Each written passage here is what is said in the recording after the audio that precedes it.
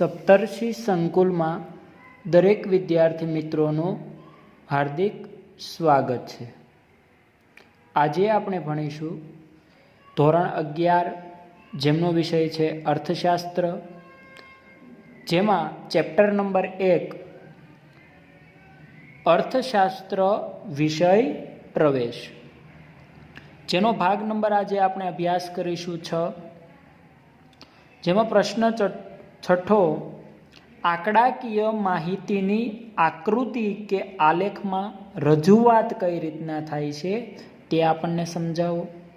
તો કે આંકડાકીય માહિતીની આકૃતિ કે આલેખમાં, આકૃતિ દોરીને અથવા આલેખ દ્વારા અથવા વર્તુળ દ્વારા તો કઈ રીતના માહિતી દર્શાવવામાં આવે છે, તો એ રજૂઆત જે છે એ સમજાવો। તો ચાલો પાઠ્યપુસ્તકના આધારે આપણે સમજીએ, આકૃતિ દ્વારા પણ સમજીએ, સ્તંભ આકૃતિ એટલે કે આલેખ દ્વારા પણ સમજીએ અને વર્તુળ આધારે પણ સમજીએ। તો આંકડાકીય માહિતીની આકૃતિ આલેખ દ્વારા અથવા આકૃતિ દ્વારા સમજીએ, રજૂઆત કરીએ તો જેમાં આંકડાકીય માહિતીને આકૃતિ કે આલેખમાં વિવિધ સ્વરૂપે દર્શાવી શકાય છે। અલગ અલગ સ્વરૂપમાં આપણે દોરી શકીએ, કારણ કે અલગ આકૃતિ હોય તો એમાંથી ઘણી આપણને સ્પષ્ટ માહિતીઓ મળતી હોય છે। તો જેમાં બે ચલો વચ્ચેના સંબંધને, કાલે આપણે ચલ વિશે આપણે નવા લેક્ચરમાં આપણે એટલે કે આગળના ભાગમાં આપણે અભ્યાસ કર્યો હતો, તો કે બે ચલ વચ્ચેના સંબંધને બિંદુ દ્વારા અને બિંદુઓને જોડતી રેખા દ્વારા દર્શાવાય ત્યારે રેખીય આકૃતિઓ બનતી હોય છે। જેમાં માંગ રેખા આપણને આપેલી હોય છે, ડિમાન્ડ ડ્રાફ્ટ રેખા, કે એક બાજુથી ઉપરથી નીચે, નીચેથી ઉપર રેખા જતી હોય છે। જો નીચેથી ઉપર થતી હોય તો એમાં વધારો દર્શાવવામાં આવે છે, અને ઉપરથી નીચે આવતી હોય તો એ રેખામાં ઘટાડો દર્શાવવામાં આવે છે। તો આપણે આજના ટેકનોલોજીના સમયમાં જોઈએ તો હાલમાં કમ્પ્યુટર ટેકનોલોજીના ઉપયોગને કારણે આંકડાકીય માહિતીની આલેખમાં રજૂઆત આકર્ષણ રીતે એક થવા લાગી છે મોટા બિઝનેસમેનોમાં। તો એમાં આકૃતિ દોરવા કરતાં આલેખ દ્વારા પણ સરળતાથી સમજાવી શકાય છે। તો આલેખોમાં ઘણું બધું આજે નવું વૈવિધ્ય આવ્યું છે, ઘણો બધો વધારો થયો છે, સુધારો થયો છે। તો સરળતાપૂર્વક સમજૂતી માટે આપણે 3 પ્રકારની રજૂઆત કરી શકાય છે। અહીંયા સ્તંભ આકૃતિ, સિંગલ જે દોરવામાં આવે એને સ્તંભ આકૃતિ કહેવાય, પાસે જે દોરવામાં આવે એને પાસેની સ્તંભ આકૃતિ કહેવાય, અને વૃતાંશને આપણે વર્તુળમાં જે દર્શાવવામાં આવે તેને વૃતાંશ આકૃતિ કહેવામાં આવે છે। તો આપણે પહેલા અભ્યાસ કરીશું આજે સ્તંભ આકૃતિનું। તો એમાં આપણને કીધેલું છે કે આકૃતિમાં આધારિત ચલ ઊભી ધરી પર દર્શાવવામાં આવે છે, એટલે કે વાય ધરી પર દર્શાવવામાં આવે છે, જ્યારે સ્વતંત્ર ચલ એ આડી ધરી પર એટલે કે એક્સ ધરી પર દર્શાવવામાં આવે છે। તો તેના પરિવર્તનમાં સમયગાળામાં શું ફેરફાર થાય છે એ આપણે સમજીએ, પણ આપણને ઉદાહરણ શેનું આપ્યું, તો કે ઘઉંનું દર વર્ષે ઉત્પાદન કેટલું થાય છે, કયા વર્ષે કેટલું ઉત્પાદન થયું, એની આંકડાકીય માહિતી આપણી પાસે હોય તો આપણે સ્તંભ આકૃતિ દોરી શકીએ। હવે તમને એટલું કે એને લખેલું હોય અને એક કોષ્ટક આપેલું હોય તે હું તમને બતાવું, પછી આપણે આકૃતિનો અભ્યાસ કરીશું। તો તમને અત્યારે એટલું કોષ્ટક આપેલું હોય કે વર્ષ 1970-71 થી 2010-11 સુધીમાં અમે આટલા વર્ષની અંદર એટલું ઉત્પાદન કરેલું છે। તો આ વર્ષ આપણને દર્શાવ્યા અને અહીંયા ઉત્પાદન દર્શાવ્યું। તો 1970-71માં કેટલું ઉત્પાદન હતું, તો કે 23.8 ટન। 1980-81માં કેટલું ટન ઉત્પાદન હતું, તો કે 36.3 ટન। 1990-91માં કેટલા ટન ઉત્પાદન હતું, તો કે 55.1 ટન। જ્યારે 2000-2001માં કેટલા ટન ઉત્પાદન હતું, તો કે 69.7 ટન। જ્યારે 2010-11માં કેટલા ટન ઉત્પાદન હતું, તો કે 86.9 ટન ઉત્પાદન હતું। તો તમને આ કોષ્ટક એને એટલું આપી દીધું છે, પણ આ કોષ્ટક કેવું છે તો કે સ્તંભ આકૃતિનું છે. શેનું છે? સ્તંભ. પણ આની સાથોસાથ તમને આ વર્ષનું પણ આપ્યું છે અને બીજા વર્ષોમાં 5-5 વર્ષનો ગેપ કરીને પાછું હજી તમને વર્ષનું ઉત્પાદન આપ્યું હોય, અથવા અહીંયા વ્યક્તિના નામ આપ્યા હોય તો કે અહીંયા વ્યક્તિ રમેશભાઈને એટલું ઉત્પાદન થયું, અહીંયા રસિકભાઈને એટલું ઉત્પાદન થયું, અહીંયા રમણીકભાઈને એટલું ઉત્પાદન થયું. તો આ રીતના જો આપણને કોષ્ટક આપ્યા હોય તો પાસ પાસેની આકૃતિ આવે. કેવી આવે? પાસ પાસેની સ્તંભ આકૃતિ આવે. અને એક જ આપેલું હોય તો સ્તંભ આકૃતિ આવે. તો સ્તંભ આકૃતિ આપણને જો સામેની સાઈડ આપેલી છે તો આપણે વાય ધરી ઉપર ઉત્પાદન આપણે ટનમાં દર્શાવ્યું છે અને એક્સ ધરી ઉપર આપણે વર્ષ દર્શાવ્યા. તો 0 થી આપણે અહીંયા શરૂઆત કરી 1970, 71, 1980, 81, 90, 91, 2000, 2001 અને 2010 અને 2011.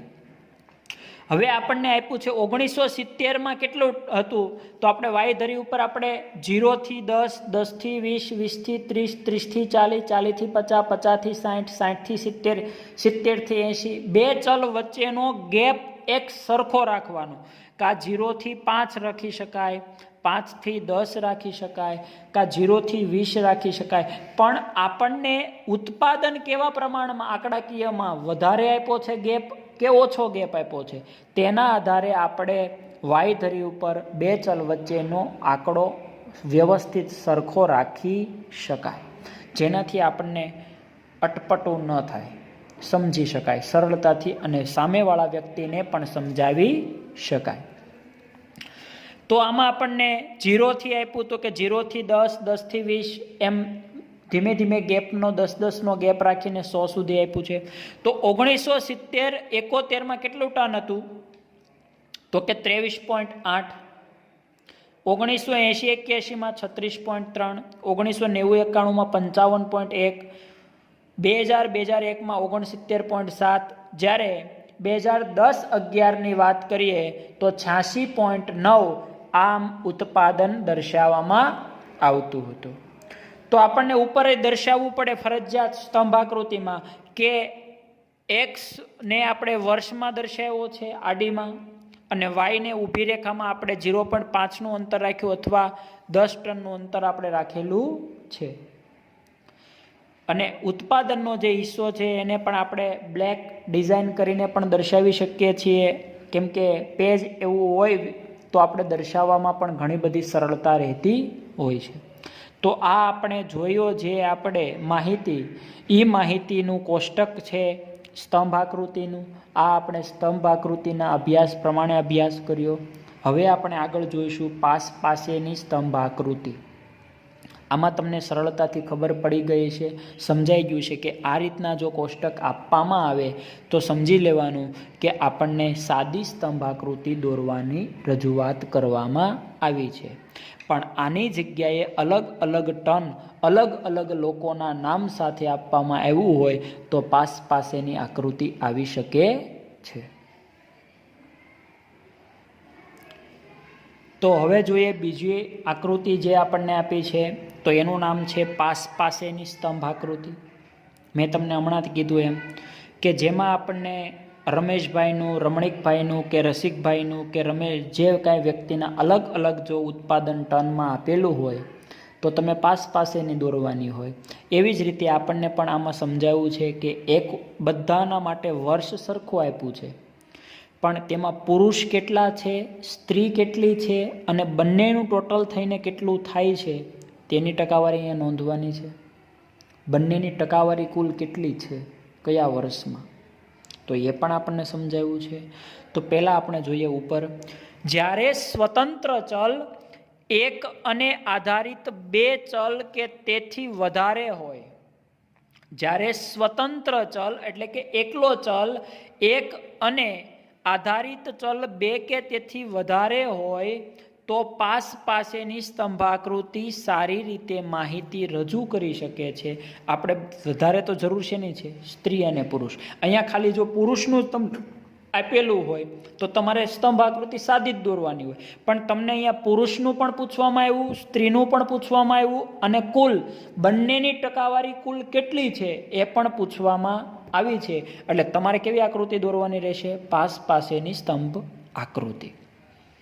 દાખલા તરીકે ભારતમાં અક્ષર જ્ઞાનનો વધારો થયો, જેમાં સમયનું પરિબળ એક જ છે, સમય એક જ આપ્યો, વર્ષ બધાના માટે કેવું છે? સરખું જ છે, પણ એમાં સ્ત્રી કેટલું ભણેલી છે, પુરુષ કેટલા ટકા ભણેલા છે અને બંનેના ટકાવારી કેટલી ભણેલી છે તે પણ દર્શાવવામાં આવ્યું છે.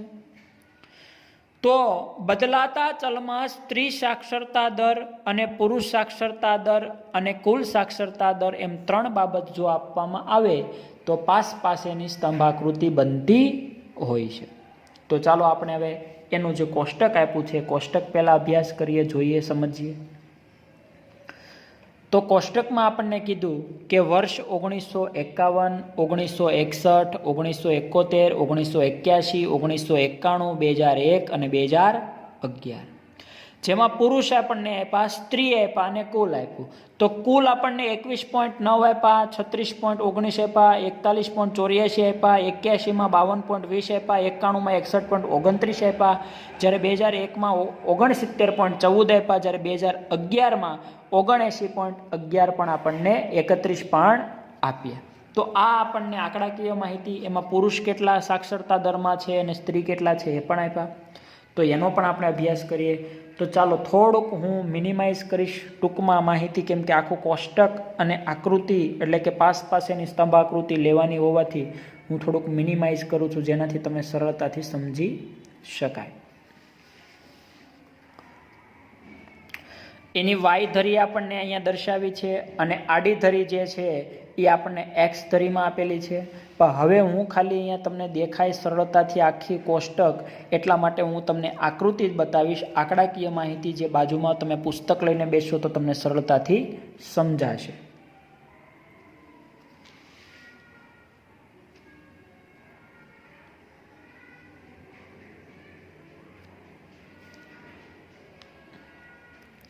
બરાબર, વ્યવસ્થિત આખી આકૃતિ તમને સમજાય, ખ્યાલ આવે એટલા માટે અહીંયા વ્યવસ્થિત મેં મૂકી છે. તો અહીંયા આપણે પહેલાં અહીંયાથી શરૂઆત કરીએ. તો એક્સ ધરી પર વર્ષ દર્શાવવામાં આવ્યા છે અને વાય ધરી પર 1 સેમીનું માપ એટલે કે 0 થી 10 સુધીનું માપ લેવામાં આવ્યું છે, એ આપણે જોઈ શકાય. તો એક્સ ધરી પર શું દર્શાવવામાં આવ્યો? એક્સ દર્શાવવામાં આવ્યો અને વાય ધરી પર વાય દર્શાવવામાં આવ્યો. તો વાય જે જગ્યાએ છે એ આપણે દેખાય છે, ત્યાં સ્ત્રી, પુરુષ અને કુલ ટકાવારી સાક્ષરતા દર દર્શાવવામાં આવ્યો છે અને અહીંયા આપણને વર્ષ દર્શાવવામાં આવ્યા છે. હવે તમને 3 વસ્તુ પૂછી છે સવાલ 1, એના જવાબો 3 છે. તો વર્ષ છે એ આપણો એક મેન સવાલ છે, બરાબર. તો 1951માં સાક્ષરતા દર કેટલું હતું? તો સ્ત્રીની સાક્ષરતા દર કેટલો છે, પુરુષનું સાક્ષરતા દર કેટલો છે અને કુલ બંનેનો સાક્ષરતા દર કેટલો છે? તો આપણે જોઈએ 1951માં પુરુષનું સાક્ષરતા દર કેટલું છે? 30.17. 30.17 એ પુરુષનું સાક્ષરતા દર છે. જ્યારે સ્ત્રીનું સાક્ષરતા દર કેટલું છે? તો કે 12.79. કેટલું છે? 12.79 એ સ્ત્રીનું સાક્ષરતા દર છે. જ્યારે આપણને કીધું હોય કે કુલ સાક્ષરતા દર કેટલું આપેલું છે સ્ત્રી અને પુરુષનું? તો કે 21.9 જે સાક્ષરતા દર છે એ કુલ બંનેનું સાક્ષરતા સ્ત્રી અને પુરુષનું દર્શાવે છે. હવે આ રીતના 1951નું થાય, પછી પાછું દોરવાનું આપણે 1961નું. તો 1961નું દોરા પછી 1971નું, 1971 પછી 1981. પણ સર અમે તો આ રીતના પ્લેન દોરીએ તો, અમે એવી ડિઝાઇન ન કરીએ તો ચાલે? ન ચાલે તમારે, કારણ કે અહીંયા કોષ્ટકની ઉપર જે આ કોષ્ટક આ રીતના દોરવાના આવશે 3, જે આપણે તમે 10મામાં ભણીને આવ્યા. ઘઉં કેટલું ઉત્પાદન થાય છે, ચોખાનું ઉત્પાદન કયા રાજ્યમાં થાય છે, તો કઈ કઈ જગ્યાએ ચોખા હોય તો ચોખાનું ઉત્પાદન અલગ ડિઝાઇનમાં દર્શાવતા. તો એવી જ રીતે આવું જ્યારે પાસેની સ્તંભાકૃતિ તમને જ્યારે પૂછવામાં આવે ત્યારે તમારે ડિઝાઇન વાઇઝ તમે સમજાવો તો સામેવાળી વ્યક્તિને સરળતાથી સમજી પણ શકે છે. તો અહીંયા પુરુષમાં આપણને જો એની આડી લીટી આપી છે, ચોરસ ચોકઠા જેવી, બરાબર, આડી લીટી આપી છે. જ્યારે સ્ત્રીમાં આપણને કોઈ ડિઝાઇન આપી નથી. અને જ્યારે કુલમાં આપણને આડી લીટી આપી છે, એટલે કે આ જે જોઈ શકાય તે, તો એનાથી આપણે ઉપર દર્શાવવું હોય તો તમે દર્શાવી પણ શકો છો, પણ નાના અક્ષરે લખવાનું હોવાથી આપણે દર્શાવો ન તો પણ ચાલે, કેમ કે વધારે મોટું કોષ્ટક આપણું પેજ જે પ્રમાણમાં હોય એ પ્રમાણમાં આપણે દોરવાનું રહેતું હોય છે. પછી આ જાડું થાય અને આ પતલું થાય ને આ જાડું થાય એમ ન ચાલે. સ્તંભ આકૃતિ પાસે હોય એટલે એક સરખું તમારે માપ રાખીને જ દોરવું પડે. એટલે ત્રણેયનું આપણને જે અહીંયા માપ આપ્યું છે, સ્ત્રી, પુરુષ અને કુલ, તો એનું આપણે આ કોષ્ટક જોયું. એટલે તમારે ફરજિયાત ડિઝાઇન કરવી પડતી હોય છે, અને ડિઝાઇન કરવી પડે. ડિઝાઇનમાં તમે સ્ટાર કરો તો પણ ચાલે, ટપકા કરો તો પણ ચાલે. તો ટપકા કારણ કે કરો તો 3 કોષ્ટકમાં આપણે ટપકા દર્શાવીએ. ચાલો, તો પુરુષમાં આપણે કારણ કે સ્ટાર, તો એ સરળતાથી આપણે સમજી શકાય છે, સ્ટાર દર્શાવો તો પણ. પછી સ્ત્રીમાં આપણે કારણ કે ટપકા જ કરવાના ગોળ, તો પણ દર્શાવી શકાય છે. અને કુલમાં આપણે સ્ટાર કરી દેવાના, ફૂદડી ખાલી, તો પણ સરળતાથી સમજાવી શકાય છે કે ભાઈ પુરુષનું એટલું સાક્ષરતાનું દર છે, સ્ત્રીનું એટલું સાક્ષરતા દર છે, અને કુલનું સાક્ષરતા દર એટલું છે. બરાબર. આ 2 પોઈન્ટ આજના પોઈન્ટની અંદર હું તમને સમજાવીશ, અને આ અભ્યાસ કર્યો આપણે, જે સમજ્યા.